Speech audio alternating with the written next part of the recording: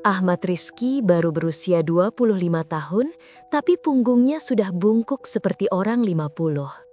Ia lahir di dusun kecil dekat Banyumas, tempat sawah terbentang hijau dan malam hanya diterangi lampu minyak. Rumahnya terbuat dari anyaman bambu, atapnya bocor di 3 titik, dan setiap musim hujan, ibunya harus geser tempat tidur agar air tidak mengguyur wajah. Ibunya, Mbok Siti, menderita jantung bocor sejak Ahmad lulus SMP. Biaya operasi di rumah sakit kota terlalu mahal, lebih mahal daripada harga seluruh tanah warisan keluarga. Satu-satunya jalan keluar adalah bekerja di luar negeri. Ahmad ikut program pelatihan kerja di Jakarta selama 3 bulan, belajar membersihkan kamar, menyusun handuk, dan tersenyum meski dihina. Ia diterima di kapal pesiar Aurora Baltica, raksasa putih yang berlayar di Laut Baltik, Eropa Utara. Gaji pertama dikirim utuh ke ibunya, 7 juta rupiah, cukup untuk beli obat 3 bulan dan perbaiki atap. Bandara Chopin di Warsaw dingin menusuk pulang. Salju pertama kali dilihat Ahmad jatuh seperti kapas basah, menempel di jaket tipisnya yang dibeli bekas di Tanah Abang. Dari sana, ia naik bus perusahaan ke Pelabuhan Gdynia, kota kecil di tepi laut yang bangunannya berwarna pastel dan atapnya miring karena beban salju. Kapal Aurora Baltica terparkir megah, panjangnya 3 kali lapangan bola desa Ahmad. Lampu-lampu neon menyala sepanjang malam, membuat kapal itu tampak seperti istana terapung di tengah kegelapan musim dingin Polandia. Hari pertama kerja, Ahmad ditempatkan di bagian housekeeping lantai 7. Seragamnya biru tua, lencana nama Rizky, Indonesia menempel di dada. Kru senior, kebanyakan dari Ukraina dan Filipina, langsung memberi julukan Indo-Boy. Tugasnya membersihkan kamar suite, mengganti spray, menyedot debu, dan mengangkat nampan makanan sisa tamu kelas 1. Tamu-tamu itu datang dari berbagai negara, pengusaha Rusia, modal Swedia, dan keluarga kaya Polandia yang bicara dengan aksen keras. Ahmad belajar cepat. Ia tahu cara melipat handuk menjadi bentuk angsa, cara menyusun bantal agar tampak menggembung, cara menghilangkan noda anggur merah dari karpet putih. Tapi ia juga belajar hal lain. Senyumnya tidak pernah dibalas. Perintah selalu datang dengan nada tinggi, dan jika ada yang salah, nama Indonesia selalu disebut paling keras. Ia menyimpan semuanya di dalam dada, lalu menulis surat pendek untuk ibunya setiap malam. "Mbok, di sini dingin, tapi hati tetap hangat karena ingat Mbok." Pada minggu ketiga, kapal berlabuh 2 hari di Gdansk untuk mengisi bahan bakar. Ahmad diberi jatah libur 4 jam. Ia keluar sendirian, berjalan di trotoar yang licin karena es. Udara menusuk paru-paru, nafasnya membeku jadi kabut putih. Di depan toko roti, ia membeli sepotong pierogi isi daging seharga 5 zloty, separuh uang sakunya. Ia makan sambil berdiri, tangan kedinginan memegang kertas pembungkus. Dari kejauhan, ia melihat seorang wanita muda keluar dari mobil Bentley hitam. Rambutnya pirang keemasan, mantel bulu rubah menutupi bahu, sepatu botnya mengkilap. Wanita itu berjalan cepat, tidak melihat ke kiri kanan, masuk ke kapal lewat pintu khusus tamu VIP. Ahmad hanya melirik sekilas, lalu kembali ke kapal karena waktu libur habis. Wanita itu bernama Alexandra Kowalski, biasa dipanggil Alek. Usianya 28 tahun, pewaris tunggal Kowalski Shipping and Mining, perusahaan yang memiliki 5 kapal pesiar termasuk Aurora Baltica dan tambang emas di Pegunungan Tatra. Ayahnya, Tadeusz Kowalski, adalah salah satu orang terkaya di Polandia. Alek tumbuh di istana musim dingin dekat Krakow, belajar di sekolah Swiss, liburan di yacht Mediterania. Tapi ibunya meninggal saat Alek berusia 7 tahun, meninggalkan lubang besar yang tidak pernah terisi. Alek belajar menyembunyikan kesepian di balik sikap dingin dan kata-kata tajam. Di kapal, Alek menempati presidential suite di lantai 14, luasnya 2 kali rumah Ahmad di desa. Pelayan pribadinya adalah kru senior dari Italia. Ahmad hanya melihatnya dari koridor saat mengantar linen bersih. Alex selalu memakai parfum mahal, langkahnya tegas, matanya biru tajam. Ia tidak pernah menyapa pelayan, bahkan tidak mengangguk. Bagi Alex, pelayan hanyalah bayangan yang bergerak di latar belakang hidupnya yang sempurna. Malam itu, kapal berlayar meninggalkan Gdansk menuju Stockholm. Langit gelap, salju turun semakin lebat, suhu di luar dek -2 derajat Celcius. Di dalam kapal, pesta ulang tahun Alex digelar di dek atas. Musik elektronik menggelegar, lampu laser menyapu langit. Ratusan tamu mengenakan jas dan gaun malam. Botol-botol champagne Dom Perignon mengalir. Harga satu botol cukup untuk operasi jantung Box City. Ahmad bertugas membersihkan lantai 6, jauh dari pesta. Ia mengenakan sarung tangan karet, mendorong troli berisi sabun dan kain lap. Tiba-tiba, alarm kecil berbunyi di walkie-talkie. All crew to station, storm warning. Kapal mulai bergoyang pelan, ombak Baltik naik menjadi 4 meter. Lampu-lampu koridor berkedip, beberapa tamu mabuk mulai muntah di karpet. Ahmad tetap bekerja, membersihkan satu kamar demi satu kamar. Pukul 11 malam, ia naik ke lantai 7 untuk mengambil sprei cadangan. Koridor sepi, hanya suara mesin kapal dan deru angin. Ia melewati lift VIP, pintunya terbuka sedikit. Dari dalam terdengar suara wanita tertawa, lalu teriakan kecil. Ahmad tidak berniat mengintip, tapi matanya secara otomatis melirik. Alex berdiri di ambang pintu lift, wajahnya memerah karena alkohol, high heelsnya goyang. Ia memegang gelas champagne, mencoba berjalan ke arah dek atas. Tiba-tiba, kapal miring keras karena ombak besar. Lantai dek licin oleh salju yang mencair dan tumpahan minuman. High heels Alex tergelincir, tubuhnya terdorong keluar pagar pembatas, langsung jatuh ke laut hitam yang berbusa. Teriakannya terpotong oleh suara angin, gelas champagne pecah di lantai. Ahmad membeku sesaat, otaknya berputar cepat. Alarm darurat berbunyi nyaring di seluruh kapal. Kru berlarian, kapten berteriak di speaker, "Man overboard, port side, too cold, 3 minutes max." Artinya, 3 menit di air -2 derajat, orang akan mati beku. Ahmad tidak berpikir lagi. Ia melempar troli, berlari ke tangga darurat, turun 3 anak tangga sekaligus. Jaket seragamnya masih basah oleh sabun, sepatunya licin. Ia sampai di dek bawah, pintu keluar kapal. Angin menusuk seperti pisau, salju menampar wajah. Di kejauhan, lampu sorot kapal menyorot titik kecil di laut. Alex berjuang mempertahankan kepala di atas air. Beberapa kru sudah berdiri di pintu, memegang tali pelampung. Salah satu berteriak dalam bahasa Inggris, "Too dangerous, wait for rescue boat." Tapi perahu penyelamat butuh 5 menit untuk diturunkan, dan Alex sudah mulai tenggelam. Ahmad melepaskan sepatu, hanya pakai kaos kaki. Ia tarik nafas dalam, lalu lompat dari ketinggian 6 meter ke laut gelap. Air menyambutnya seperti ribuan jarum es. Nafasnya terhenti, tubuhnya kaku seketika. Tapi ia memaksa tangan bergerak, kaki menendang. Ia berenang gaya dada, mata terbuka mencari Alex. Ombak mengangkat dan menjatuhkan tubuhnya, air masuk ke hidung dan mulut. Setelah yang terasa seperti selamanya, tangannya menyentuh sesuatu lembut, rambut Alex. Ia tarik tubuh wanita itu ke pelukannya. Satu tangan memegang tali pelampung yang dilempar kru dari kapal. Tali itu basah dan licin, hampir lepas berkali-kali. Ahmad menariknya dengan sisa tenaga, kaki menendang air beku. Alex sudah tidak bergerak, bibirnya biru, matanya tertutup. Kapal mendekat, tangga tali diturunkan. 2 kru menarik mereka naik. Ahmad yang terakhir naik, tubuhnya gemetar hebat, giginya bergetar hingga bunyi. Alex diletakkan di dek, kru mulai CPR. Ahmad jatuh lunglai di sampingnya, napasnya pendek, pandangannya kabur. Salju menutupi tubuhnya seperti selimut putih. Dokter kapal datang membawa selimut termal.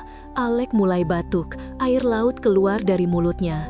Ia sadar sebentar, matanya biru tajam menatap Ahmad yang sudah setengah pingsan. Tapi Ahmad tidak melihatnya. Ia hanya merasakan dingin yang merayap ke tulang, lalu gelap menutup matanya.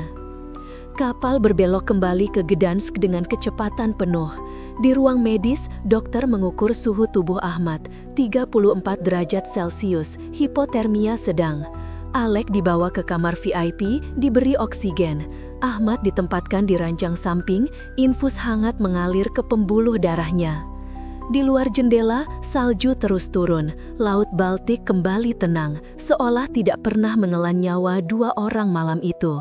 Di dalam, nasib seorang pemuda miskin dari Banyumas baru saja berbelok tajam menuju arah yang tidak pernah ia bayangkan. Ahmad terbangun dengan bau obat dan suara mesin yang berdengung pelan. Matanya terbuka perlahan, langit-langit putih rumah sakit Gdansk menggantikan gelap laut. Tubuhnya terasa berat, seperti ditindih karung beras basah.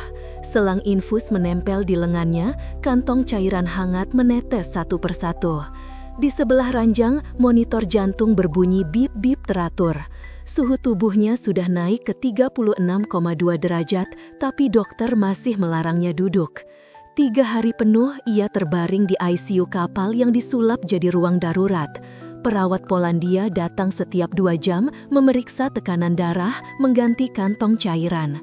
Mereka bicara dalam bahasa Polandia yang Ahmad tidak pahami, tapi senyum mereka lembut. Di luar jendela kecil, pelabuhan Gdansk tertutup salju tebal. Kapal Aurora Baltica ditambatkan darurat. Semua jadwal pelayaran dibatalkan sampai badai reda.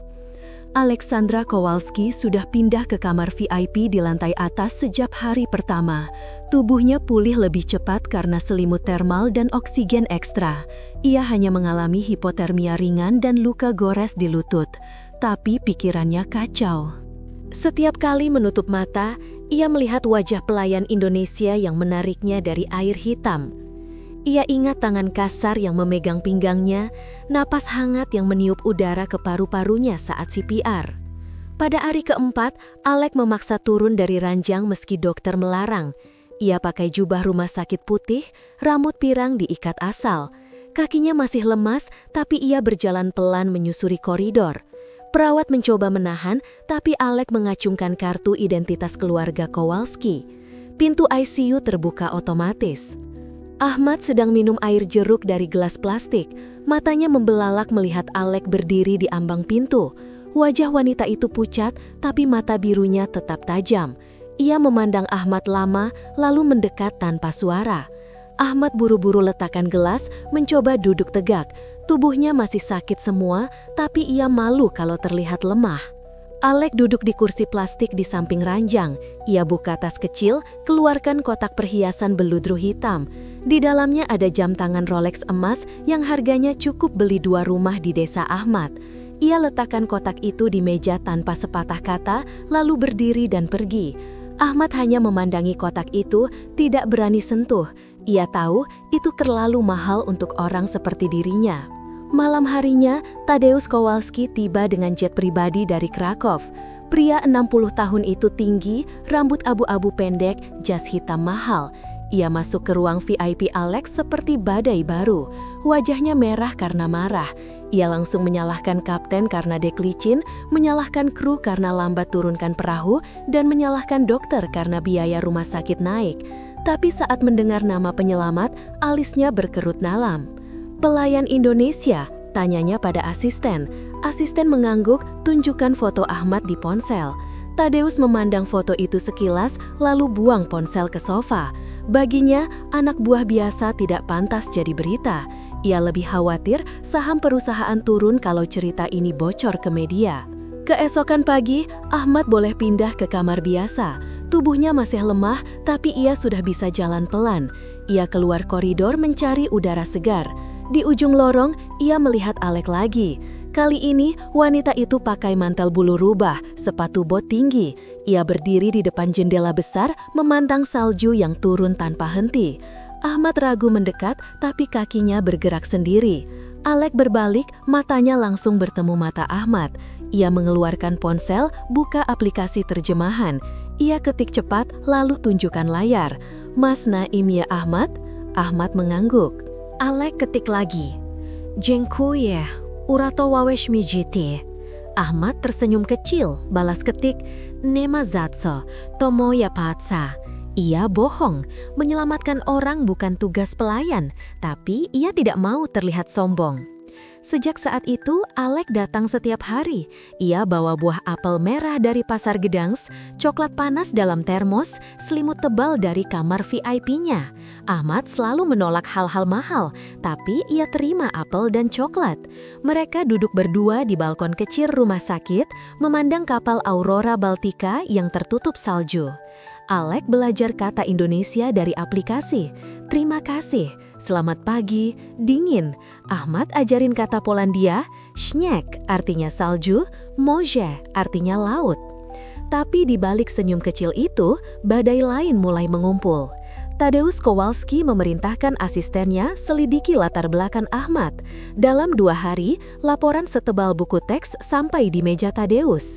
Ahmad Rizky, lahir Banyumas, lulusan SMP, hutang keluarga 45 juta rupiah, ibu sakit jantung, tidak punya tabungan. Tadeusz membaca laporan itu sambil minum kopi hitam. Ia anggap Ahmad pemburu harta karun yang pakai nyawa putrinya sebagai tangga. Hari ke-6, Ahmad boleh pulang ke kapal. Dokter beri surat izin kerja ringan.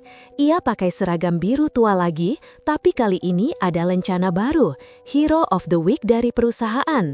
Kru lain tepuk tangan saat ia masuk kantin. Beberapa dari Filipina peluk dia, beri roti manis. Tapi kru senior Eropa memandang curiga. Mereka sudah dengar rumor, putri bos jatuh cinta pada pelayan. Ahmad kembali kerja membersihkan kamar, tapi sekarang tugasnya beda. Ia dipindah ke lantai 14, dekat Presidential Suite. Manajer bilang itu promosi. Ahmad tahu itu karena Alec minta. Setiap pagi, ia antar kopi hitam tanpa gula ke kamar Alec.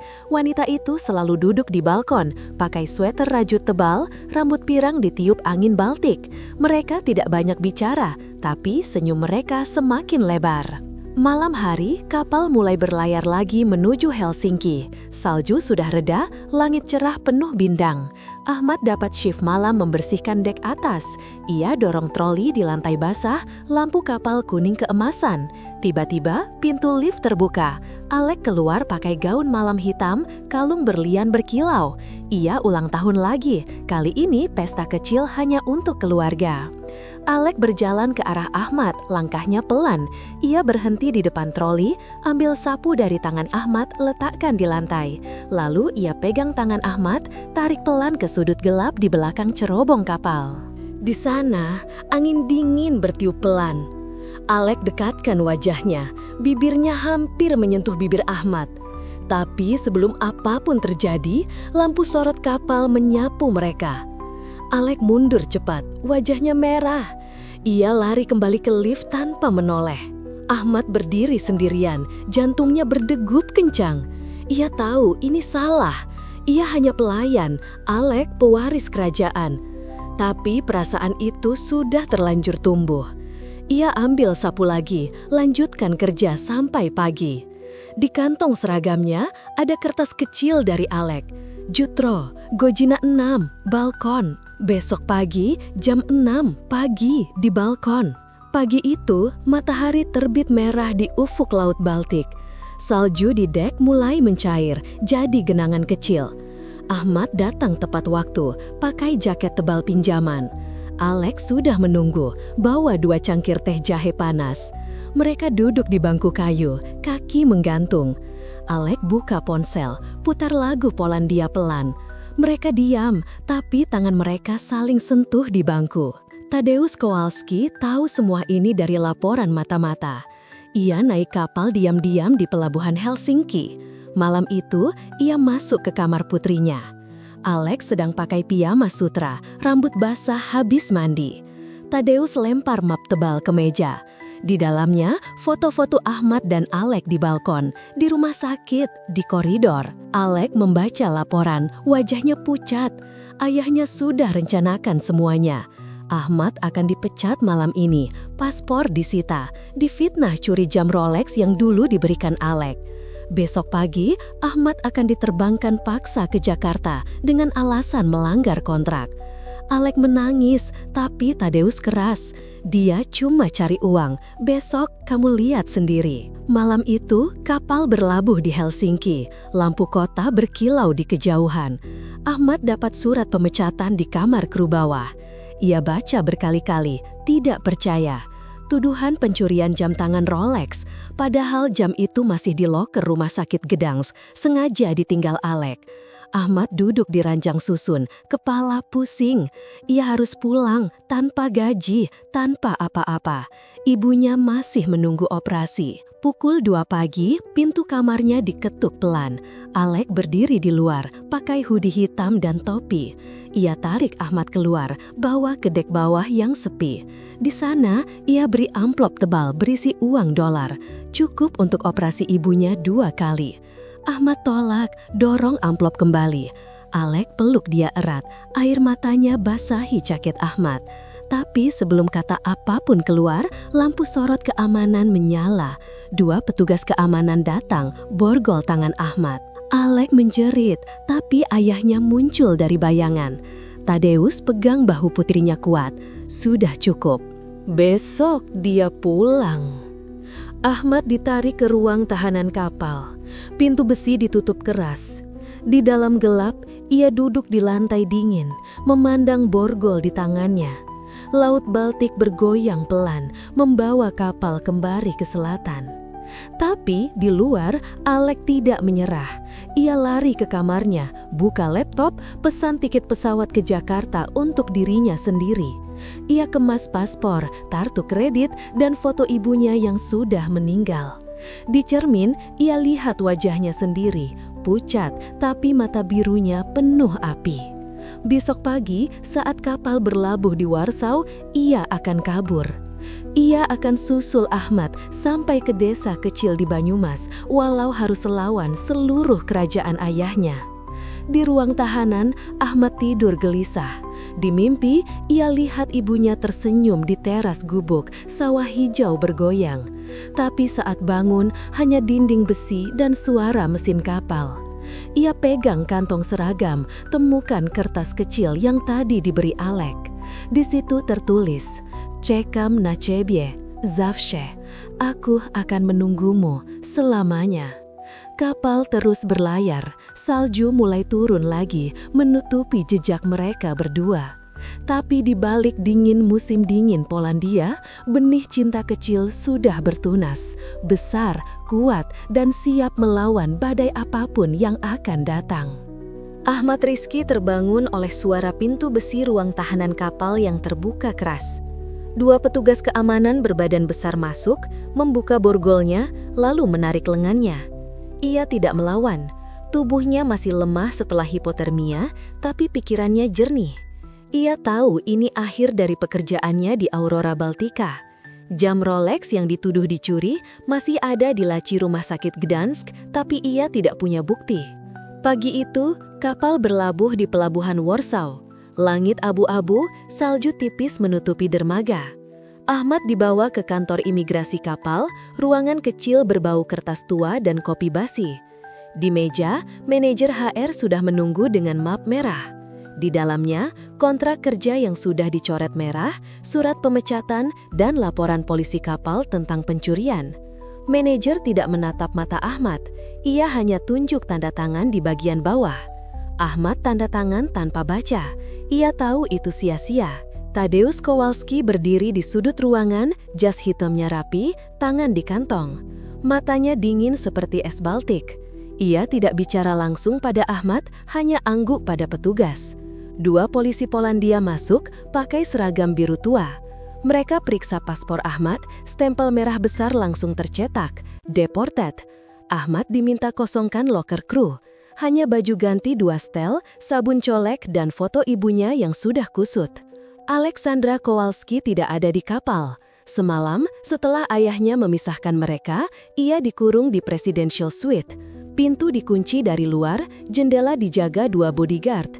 Ia coba hubungi Ahmad lewat ponsel, tapi sinyal diblokir.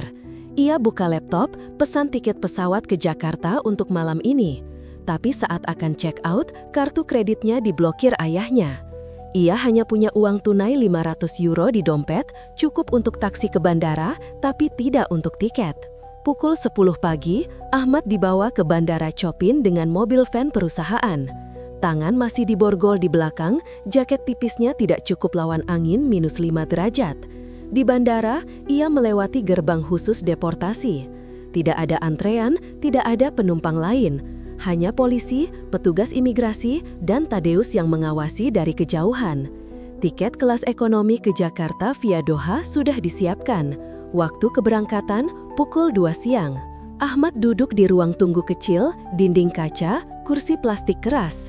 Di luar, pesawat lepas landas satu persatu, meninggalkan jejak putih di langit. Ia pegang foto ibunya di kantong, jari gemetar. Ia hitung gaji yang tersisa, hanya $300, dikirim ke rekening ibunya 2 hari lalu. Tidak cukup untuk operasi. Ia tahu Mbok Siti akan kecewa, tapi ia lebih takut ibunya sakit tanpa obat. Alexandra Kowalski berhasil kabur dari kapal pukul 11. Ia pakai hoodie hitam, topi baseball, dan sepatu kets biasa. Ia keluar lewat pintu kru bawah, pura-pura jadi cleaning service. Di dermaga, ia naik taksi ke stasiun kereta. Dari sana, ia beli tiket kereta cepat ke bandara dengan uang tunai. Jantungnya berdegup kencang. Ia tahu ayahnya akan cari dia, tapi ia tidak peduli. Ia harus sampai ke Ahmad sebelum pesawat lepas landas. Di bandara, Alek berlari melewati kerumunan. Rambut pirangnya disembunyikan topi, tapi mata birunya tetap mencolok. Ia tanya petugas informasi, penerbangan ke Jakarta, gate berapa? Petugas tunjuk gate 27, area deportasi. Alek lari lagi, sepatu ketsnya berderit di lantai mengkilap. Tapi saat sampai, gerbang besi sudah tertutup. 2 polisi berdiri di depan, senjata di pinggang. Alek coba masuk, tapi polisi angkat tangan. Ia tunjuk kartu identitas Kowalski, tapi polisi tetap tidak izinkan. Di balik kaca, ia lihat Ahmad duduk sendirian, tangan diborgol, wajah pucat. Ahmad angkat kepala, mata mereka bertemu sebentar. Alek tempel tangan di kaca, air matanya jatuh. Ahmad angguk pelan, seperti bilang, "Sudahlah." Lalu ia dipaksa berdiri, dibawa ke koridor menuju pesawat. Pesawat Qatar Airways lepas landas tepat waktu. Ahmad duduk di kursi 45B dekat jendela. Borgol sudah dilepas, tapi pengawas duduk di sampingnya. Ia lihat Warsaw dari atas, kota penuh lampu dan salju. Ia ingat pertama kali datang ke sini, penuh harapan. Sekarang pulang dengan tangan hampa. Perjalanan 18 jam terasa seperti abad. Ia tidak tidur, hanya pegang foto ibunya, berdoa dalam hati agar Mbok Siti tetap kuat. Alexandra Kowalski tidak menyerah. Ia kembali ke stasiun, naik kereta ke Krakow, kota tempat istana keluarganya. Ia masuk rumah lewat pintu belakang, hindari pengawal. Di kamarnya, ia buka berangkas rahasia, ambil paspor cadangan, kartu kredit atas nama ibunya yang sudah meninggal, dan uang tunai 10.000 euro. Ia kemas koper kecil, hanya baju hangat, sepatu gunung, dan buku catatan kecil tempat ia tulis nama Ahmad berulang-ulang. Malam itu, ia naik taksi ke Bandara Krakow. Ia beli tiket one way ke Jakarta via Istanbul, kelas bisnis. Ia tahu ayahnya akan blokir semua akun, tapi kartu ibunya masih aktif. Ia duduk di lounge, minum kopi hitam, mata merah karena nangis. Di ponsel, ia cari alamat desa Ahmad di Banyumas dari data kru kapal yang pernah ia intip. Ia simpan di notes. Desa Karangsalam, Kecek, Baturaden. Pesawat Alek lepas landas jam 1 pagi. Di dalam kabin gelap, ia lihat bintang-bintang di luar jendela. Ia ingat balkon kapal, tangan Ahmad yang hangat di musim dingin. Ia janji dalam hati, ia akan temukan Ahmad, walau harus jalan kaki dari Jakarta ke Banyumas. Ahmad mendarat di Soekarno-Hatta pukul 6 pagi waktu Indonesia. Udara panas lembab menyambutnya, kontras dengan dingin Polandia. Ia keluar dari bandara tanpa bagasi, hanya tas kain kecil.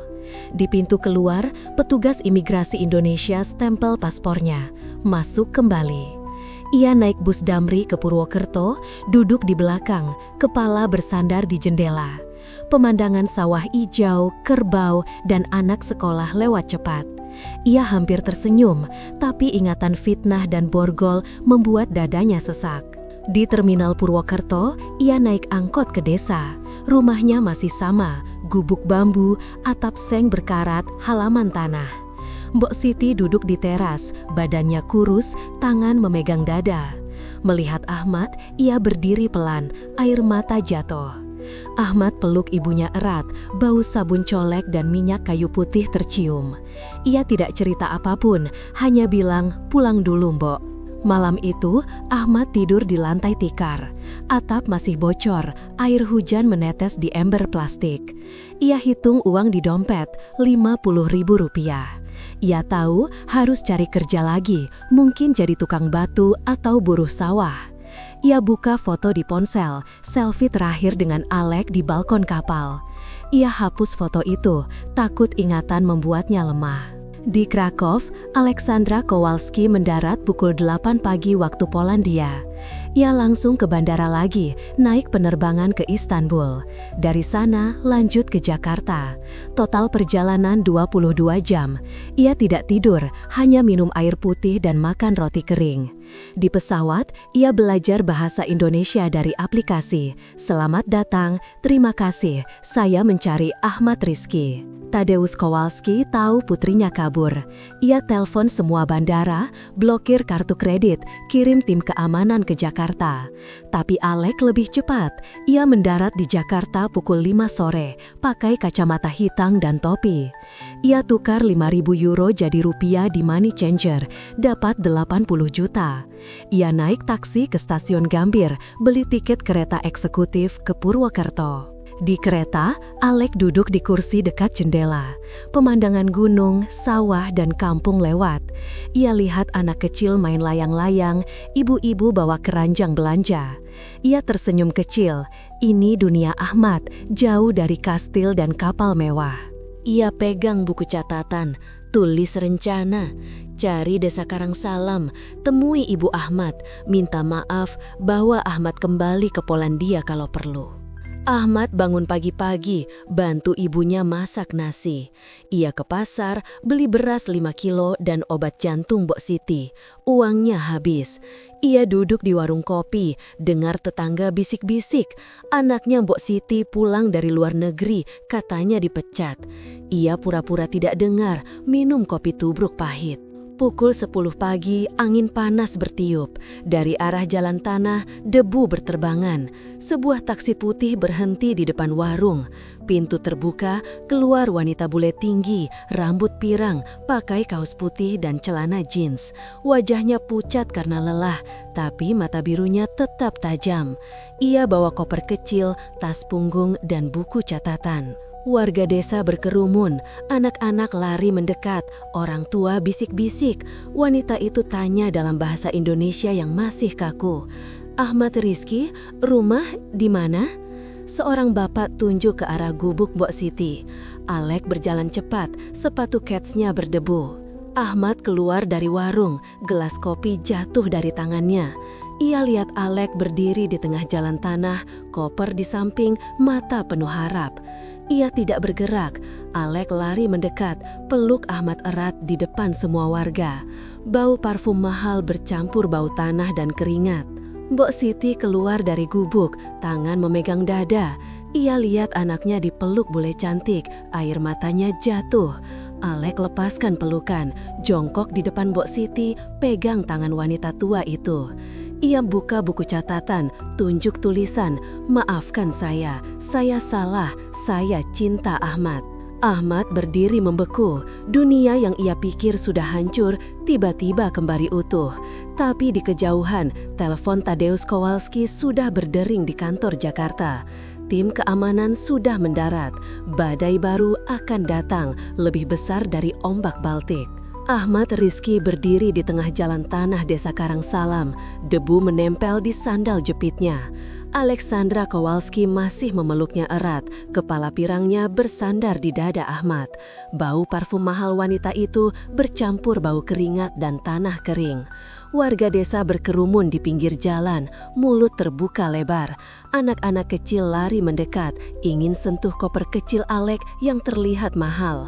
Mbok Siti berdiri di ambang pintu gubuk, tangan kurus memegang tiang bambu, mata berkaca-kaca. Alek akhirnya lepas pelukan. Ia jongkok di depan Mbok Siti, pegang tangan wanita tua itu dengan kedua tangan. Buku catatan kecil di saku celananya ia keluarkan, tunjuk tulisan tangan. "Saya Alexandra, maafkan saya." Saya bawa Ahmad pulang karena saya salah. Mbok Siti tidak paham bahasa Polandia, tapi ia lihat mata biru Alek penuh penyesalan. Ia tarik Alek berdiri, peluk wanita itu seperti anak sendiri. Bau sabun colek Mbok Siti menempel di sweter mahal Alek. Ahmad masih berdiri membeku. Ia lihat wajah Alek pucat karena lelah, mata merah karena nangis di pesawat. Ia ingin marah karena fitnah, tapi hatinya tidak kuat.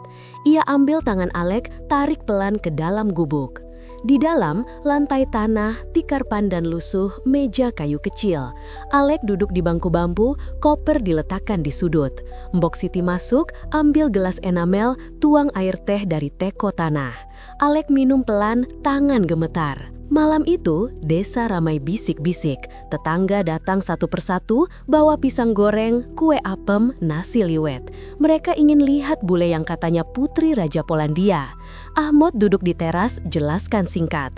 Alek adalah tamu kapal yang ia selamatkan. Sekarang datang minta maaf. Ia tidak cerita fitnah atau deportasi.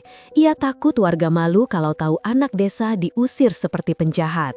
Di Krakow, Tadeusz Kowalski marah besar. Tim keamanannya telepon dari Jakarta. Putrinya hilang, terakhir terlihat naik kereta ke Purwokerto. Tadeusz langsung telepon agen travel swasta, pesan jet pribadi Gulfstream G650 dari Warsaw ke Jakarta. Ia pakai jas hitam, koper kulit kecil, hanya bawa 2 bodyguard. Ia janji dalam hati, bawa pulang Alek malam ini juga, dan pastikan Ahmad tidak pernah muncul lagi di hidup putrinya. Pagi berikutnya, Ahmad bangun jam 4. Ia biasa bantu Mbok Siti ke sawah. Tapi hari ini, ia lihat Alek sudah bangun, pakai kaos oblong Ahmad yang kebesaran dan celana pendek. Wanita itu bantu Mbok Siti nyapu halaman, ambil air di sumur, bahkan coba angkat ember. Tangannya lecet, tapi ia tersenyum. Ahmad lihat dari pintu, hatinya hangat. Ia ajak Alek jalan ke sawah, tunjuk padi yang mulai menguning. Alek sentuh daun padi, kagum. Ia ambil ponsel, foto Ahmad di tengah sawah, latar Gunung Slamet. Siang hari, taksi dari Purwokerto datang lagi. Kali ini bawa 2 pria berjas hitam, kacamata gelap.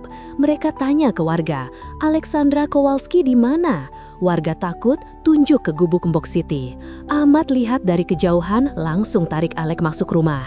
Ia kunci pintu kayu, tutup jendela anyaman. Mbok Siti gemetar, pegang tasbih. Alek buka ponsel, lihat pesan dari ayahnya. "Pulang sekarang atau aku hancurkan hidup pelayan itu." Alek hapus pesan, matikan ponsel. 2 bodyguard itu ketuk pintu keras. Ahmad buka sedikit, lihat wajah asing. Ia bilang dalam bahasa Indonesia, "Salah rumah." Bodyguard dorong pintu, tapi Ahmad tahan dengan bahu. Alek keluar dari belakang, pakai bahasa Polandia tegas. Ia tunjuk jalan keluar. Bodyguard mundur, tapi salah satu foto rumah dengan ponsel. Mereka naik taksi, kembali ke Purwokerto. Malam itu, jet pribadi Tadeusz mendarat di Bandara Halim Perdana Kusuma, Jakarta. Ia naik helikopter sewaan ke lapangan terdekat di Banyumas. Helikopter mendarat di lapangan bola desa Karangsalam pukul 10 malam. Baling-baling berisik, debu beterbangan, lampu sorot menyilaukan. Warga keluar rumah, kaget lihat helikopter di tengah sawah. Tadeusz turun, jas hitamnya berdebu, sepatu kulitnya kotor. Ahmad, Alek, dan Mbok Siti sudah pindah ke rumah tetangga sebelah. Mereka lihat dari jendela anyaman. Tadeusz masuk gubuk, lihat tikar kosong, gelas teh dingin. Ia marah, tendang meja kecil hingga patah. Ia keluar, teriak nama Alek dalam bahasa Polandia. Suaranya menggema di malam desa. Anak-anak nangis, anjing menggonggong. Alek keluar dari rumah tetangga, jalan pelan mendekat. Ahmad coba tahan, tapi Alek galeng kepala. Ia berdiri di depan ayahnya, tangan di saku. Tadeus lihat putrinya kurus, rambut kusut, kaos oblong Ahmad. Ia marah besar, tapi matanya berkaca. Ia tarik tangan Alek, mau bawa ke helikopter. Alek tarik tangan kembali, tunjuk gubuk box Siti. Ia buka buku catatan, tulis cepat. Ahmad, selamatkan nyawa saya. Anda hancurkan hidupnya. Saya pilih dia. Tadeus baca, wajahnya merah. Ia buka dompet, keluar cek kosong. Ia tulis angka $10 juta. Ia sobek cek, lempar ke tanah. Ia anggap itu cukup beli Ahmad. Ahmad keluar dari bayangan, ambil cek, sobek lagi jadi serpihan. Ia buang ke tanah, injak dengan sandal jepit. Warga desa tepuk tangan pelan. Box Siti keluar, berdiri di samping anaknya. Helikopter mati mesin, lampu sorot padam. Tadeus berdiri sendirian di tengah lapangan. Ia lihat wajah putrinya keras, sama seperti ibunya dulu. Ia ingat istrinya yang meninggal karena kanker, janji akan jaga Alek selamanya. Ia lihat Box Siti, wanita tua kurus tapi tegar. Ia lihat Ahmad, pemuda desa yang lompat ke laut beku demi orang tak dikenal. Ia sadar uangnya tidak bisa beli nyali. Pagi berikutnya, Tadeus duduk di teras gubuk. Ia pakai kaos oblong pinjam Ahmad, celana pendek. Ia minum kopi tubruk dari gelas enamel. Box Siti masak nasi liwet di dapur kayu. Alek bantu cuci piring di sumur. Ahmad pergi ke pasar, beli beras, telur, dan obat jantung. Ia pakai motor butut tetangga, bensin pinjam. Di pasar, ia dengar bisik-bisik. Anak Box Siti menang lotre bule. Siang hari, Tadeus ajak Ahmad jalan ke sawah. Mereka jalan di pematang, sepatu kulit Tadeus tenggelam di lumpur. Ia tanya dalam bahasa Inggris sederhana, "Kenapa lompat ke laut?" Ahmad jawab, "Karena itu benar." Tadeus diam lama. Ia ingat dirinya muda, juga pernah lompat ke sungai demi teman, tapi uang membuatnya lupa. Malam itu, Tadeus telepon pengacaranya di Warsaw. Ia batalkan semua fitnah, cabut deportasi, kembalikan paspor Ahmad. Ia transfer $500.000 ke rekening Box Siti untuk operasi jantung dan rumah baru. Ia bilang itu bukan suap, tapi utang nyawa. Ahmad terima uang untuk ibunya, tapi tolak jadi pegawai perusahaan Kowalski. 2 minggu kemudian, rumah baru berdiri di tanah warisan. Bata merah, atap genteng, lantai keramik. Box Siti operasi di Rumah Sakit Jakarta, dokter spesialis jantung dari Singapura. Ahmad temani ibunya, Alek ikut, belajar masak sayur lodeh dari resep YouTube. Box Siti pulang sembuh, pipi mulai tembam. Tadeus pulang ke Polandia sendirian. Ia tinggal jet pribadi di Jakarta, bilang akan jemput saat pernikahan. Ia lihat putrinya bahagia di desa, pakai daster murah, bantu tanam padi. Ia tersenyum kecil, pertama kali dalam bertahun-tahun. Ahmad dan Alek jalan-jalan sore di pematang sawah. Matahari tenggelam merah di belakang gunung.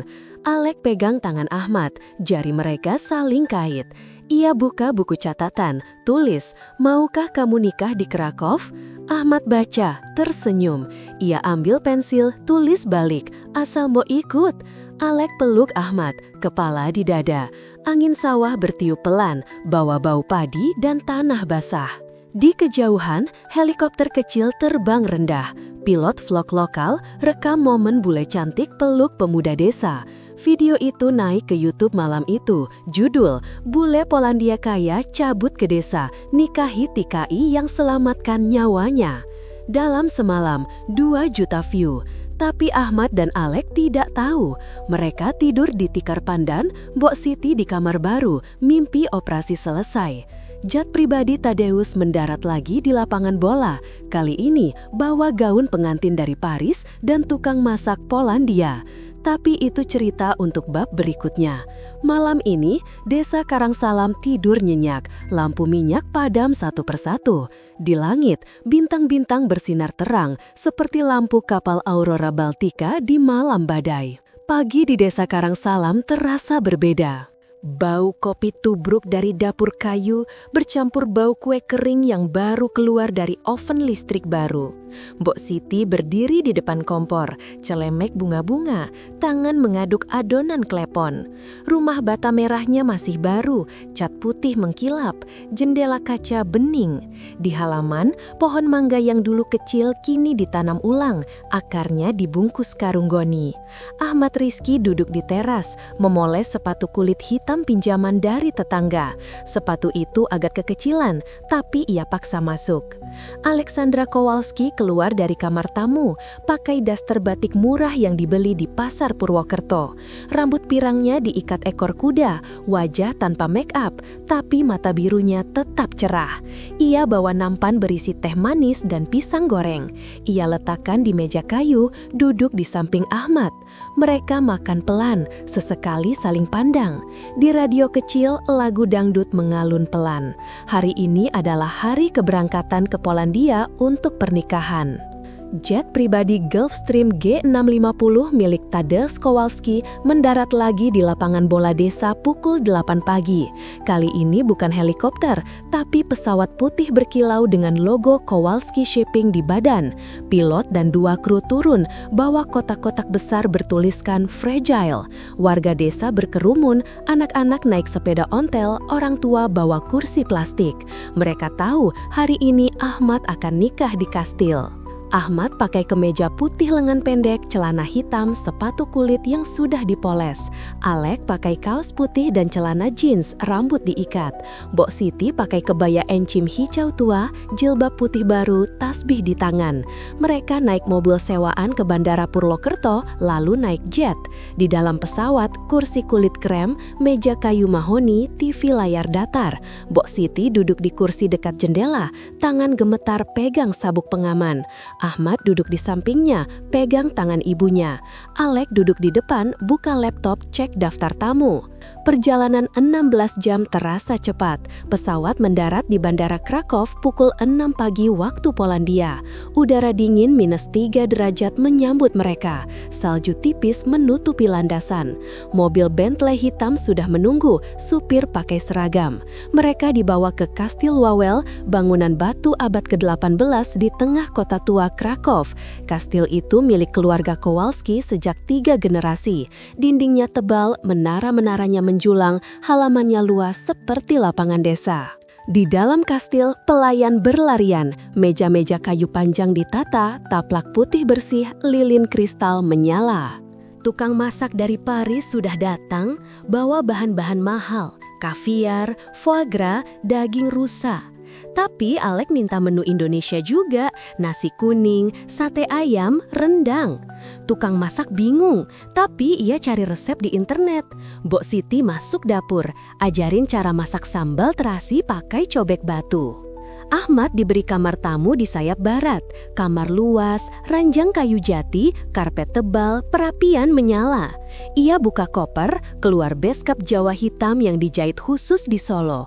Baju itu dikirim Tadeusz 2 minggu lalu, lengkap dengan blangkon dan keris kecil. Ahmad coba pakai di depan cermin, badannya kurus tapi tegap. Ia tersenyum kecil, ingat dulu hanya pakai seragam pelayan biru tua. Malam sebelum pernikahan, Tadeusz Kowalski datang ke kamar Ahmad. Pria tua itu pakai piyama sutra, rambut abu-abu acak-acakan. Ia bawa botol vodka Polandia, tuang 2 gelas kecil. Ia duduk di kursi dekat perapian, tunjuk Ahmad duduk di depannya. Mereka minum pelan, api kayu berderit. Tadeusz buka album foto lama, tunjuk gambar istrinya waktu muda. Wajahnya mirip Alek. Ia bilang dalam bahasa Inggris sederhana, "Jaga dia seperti kamu jaga nyawanya di laut." Ahmad angguk, mata berkaca. Pagi pernikahan, salju turun pelan. Kastil Wawel ramai, 500 tamu datang. Keluarga bangsawan Polandia, pengusaha tambang, duta besar Indonesia di Warsaw. Wartawan berkerumun di gerbang, kamera berkedip. Di halaman, kuda putih sudah siap, pelana kulit emas. Ahmad naik kuda itu, beskap hitamnya berkibar, blangkon rapi. Di belakang, Mbok Siti naik kereta kuda kecil, kebaya hijau tua berkilau. Alek keluar dari sayap timur, gaun pengantinnya dari sutra Polandia putih bersih, ekor panjang 5 meter, veil tipis menutupi wajah. Rambut pirangnya dibiarkan tergerai, mahkota kecil dari berlian di kepala. Ia naik kereta kuda terbuka, tangan pegang buket mawar putih. Tadeus berdiri di samping, jas hitam rapi, dasi emas. Ia tarik nafas dalam, lalu antar putrinya ke altar. Altar dibangun di halaman kastil, atap kaca, lantai marmer. Pendeta Katolik berdiri di depan, Al-Quran kecil di samping untuk akad nikah Islam. Tamu duduk di kursi kayu, lilin menyala di mana-mana. Musik biola mengalun pelan, lagu Polandia kuno. Ahmad turun dari kuda, berdiri di altar. Alek turun dari kereta, langkah pelan di atas karpet merah. Salju jatuh di veilnya, seperti hiasan. Upacara dimulai, pendeta baca doa dalam bahasa Polandia, lalu penghulu dari kedutaan Indonesia baca akad dalam bahasa Arab. Tamu duduk di kursi kayu, lilin menyala di mana-mana, musik biola mengalun pelan, lagu Polandia kuno. Ahmad turun dari kuda, berdiri di altar. Alek turun dari kereta, langkah pelan di atas karpet merah. Salju jatuh di veilnya, seperti hiasan. Upacara dimulai, pendeta baca doa dalam bahasa Polandia, lalu penghulu dari kedutaan Indonesia baca akad dalam bahasa Arab. Ahmad ucap ijab kabul dengan suara mantap, tangan gemetar pegang mik. Alek jawab takzim dalam bahasa Indonesia yang masih kaku. Tamu tepuk tangan, Boksiti nangis di bangku depan, sapu tangan basah. Tadeus berdiri di samping, mata merah tapi tersenyum. Setelah akad, pesta dimulai. Meja-meja penuh makanan, pierogi Polandia, bigos, nasi kuning, sate lilit. Band dangdut dari Jakarta tampil, lagu Cinta Tak Harus Memiliki, menggema. Tamu Polandia bingung, tapi ikut goyang. Anak-anak desa Karangsaram yang ikut dibawa naik panggung, pakai baju adat Jawa, tari remo. Wartawan foto terus, berita langsung naik ke TV Polandia dan Indonesia. Malam hari, kembang api dinyalakan di atas kastil. Warna merah, biru, emas menyala di langit. Ahmad dan Alek berdiri di balkon, tangan saling genggam. Salju turun pelan, menutupi bahu mereka. Alek buka buku catatan terakhir, tulis, "Kamu rumah saya." Ahmad baca, peluk istrinya erat. Di bawah, Boksiti duduk di kursi roda, selimut tebal, tersenyum lihat anaknya. Epilog hidup baru dimulai. Ahmad dan Alek tinggal di Krakow setengah tahun, di desa Karangsalam setengah tahun. Ahmad bangun yayasan pendidikan anak miskin di Banyumas, pakai uang Kowalski tapi kelola sendiri. Namanya Yayasan Nyawa Laut. Alek buka sekolah bahasa Indonesia di Krakow, ajar anak Polandia kata terima kasih dan selamat pagi. Tadeus pensiun, serahkan perusahaan ke Alek, tapi tetap bantu dari belakang. Setahun kemudian, Boksiti punya cucu, bayi perempuan, mata biru seperti Alek, kulit sawo matang seperti Ahmad. Namanya Salju Rizky Kowalski. Mereka sering pulang kampung naik motor butut, makan nasi goreng pinggir sawah. Ahmad tetap pakai sandal jepit, Alek tetap pakai daster murah. Wartawan masih datang, tapi mereka sudah biasa. Hidup mereka sederhana tapi penuh. Di kapal Aurora Baltica, lencana Hero of the Week masih dipajang di dinding kantin. Kru baru baca cerita Ahmad, tersenyum. Di Laut Baltik, ombak tetap bergulung, tapi cerita cinta lintas kasta itu sudah jadi legenda. Dari pelayan jadi pangeran, dari gubuk reyot ke kastil salju. Bukan karena uang, tapi karena nyali lompat ke laut gelap demi orang tak dikenal. Malam terakhir di Krakow, Ahmad dan Alek jalan di trotoar bersalju. Lampu kota kuning keemasan, napas mereka jadi kabut putih. Alek pegang tangan Ahmad, jari mereka saling kait. Ia lihat suaminya, tersenyum. Ahmad lihat istrinya, angguk. Mereka tidak butuh kata-kata lagi. Cinta mereka sudah bicara lewat tindakan. Satu lompatan ke laut beku, satu pelukan di tengah sawah, satu janji di altar kastil. Di langit, salju terus turun. Kastil Wawel berdiri megah, lampu-lampu menyala. Di dalam, Mbok Siti tidur nyenyak di kamar tamu, selimut tebal. Di luar, dunia terus berputar. Tapi bagi Ahmad dan Alek, waktu berhenti di momen itu. Dari pelayan jadi pangeran, dari putri jadi istri desa. Cerita mereka selesai, tapi warisannya baru mulai.